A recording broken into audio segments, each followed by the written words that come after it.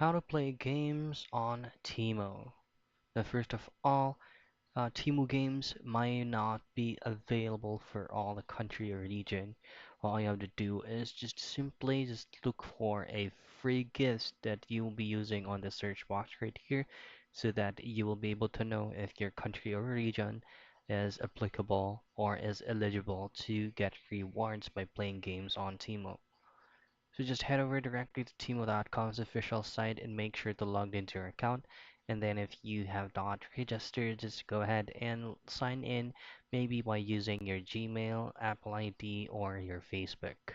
Now, this is going to be working both ways for laptop or PC and as well as your mobile phone. Just access the application, and in here you should be able to know if you are eligible to play games.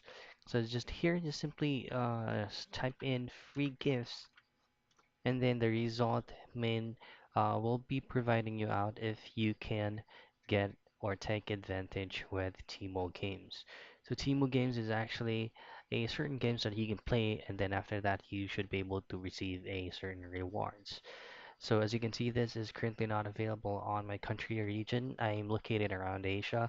So if you're eligible, just simply type in free gifts and you should have access to any kinds of Timo games that is going to be available on your country.